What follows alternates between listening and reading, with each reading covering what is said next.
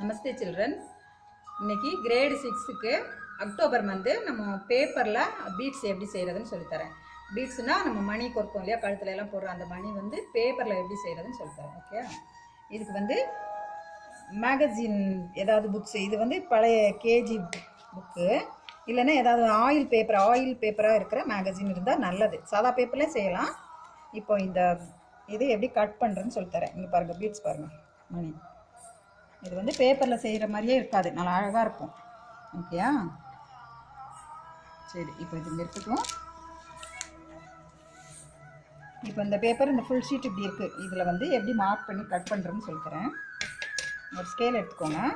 ஸ்கேலில் இன்ச்சஸ் அளவு இருக்கும், ஒரு பக்கம் சென்டிமீட்டர் இருக்குது. இப்போ நம்ம இன்ச்சஸ் அளவுலேயே வெட்டுவோம்.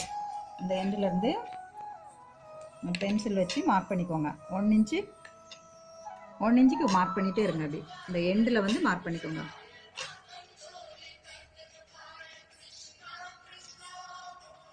ஒன் இன்ச்சு மீதி இருந்து அப்படியே விட்டுக்கோங்க. இப்போ 1 இன்ச்சுக்கு மார்க் பண்ணிட்டோம்னா இந்த எண்ட்லேருந்து ஸ்டார்ட் பண்ணோன்னா அதே எண்டு இதே அளவு இங்கே வந்துட்டு இப்போ ஃபஸ்ட்டு 1/2 இன்ச்சு மார்க் பண்ணிக்கணும். ஃபஸ்ட்டு மட்டும் 1/2 இன்ச்சில் ஒரு மார்க் பண்ணிவிட்டு இதுக்கப்புறம் இந்த 1/2 இன்ச்சில் இருந்து கரெக்டாக வச்சுட்டு 1 இன்ச்சு மார்க் பண்ணணும். 1. அப்போ தான் அந்த பக்கம் இருக்கிற 1 இன்ச்சோட சென்டரில் வரும். அதுக்காக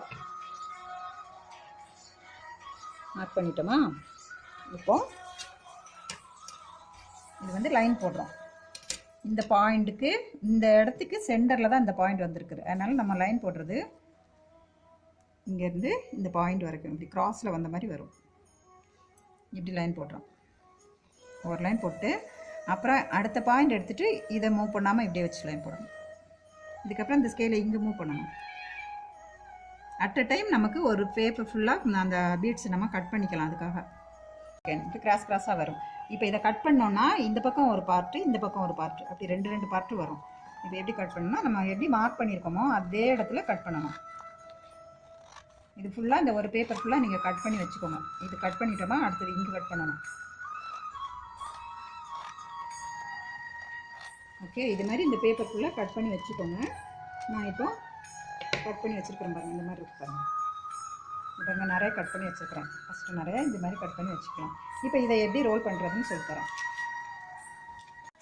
ஓகே, இங்கே பாருங்கள்.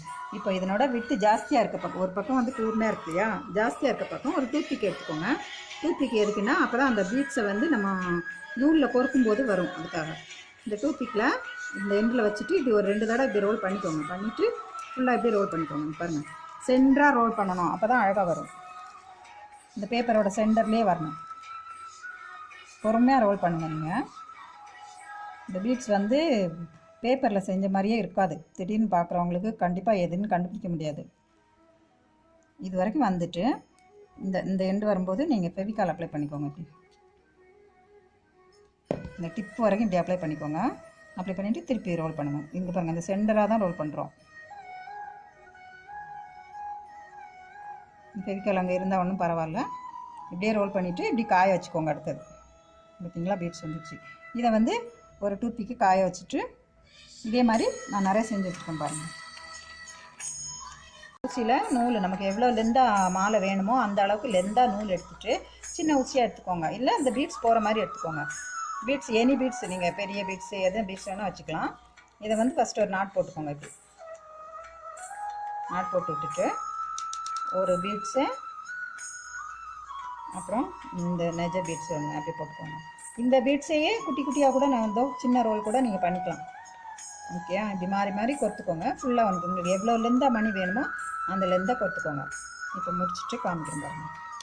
பாருங்கள், ஓகேயா, இப்போ பாருங்கள், இந்த முடிச்சிருக்கேன் பாருங்கள். ஃபுல்லாக உங்களுக்கு எவ்வளோ லென்த் வேணால் நீங்கள் போட்டுக்கலாம். இல்லை மணி வேறு டிஃப்ரெண்ட்டாக 2 மணி போட்டுக்கலாம். இப்போ பாருங்கள், அழகாக இருக்குது. இது நமக்கு நிஜமாகவே கழுத்தில் கூட போட்டுக்கலாம். இதுக்கு பேராக கம்மல் கூட செஞ்சுக்கலாம். ஓகேயா, ஓகே, வீட்டில் ட்ரை பண்ணுங்கள். Thank you children.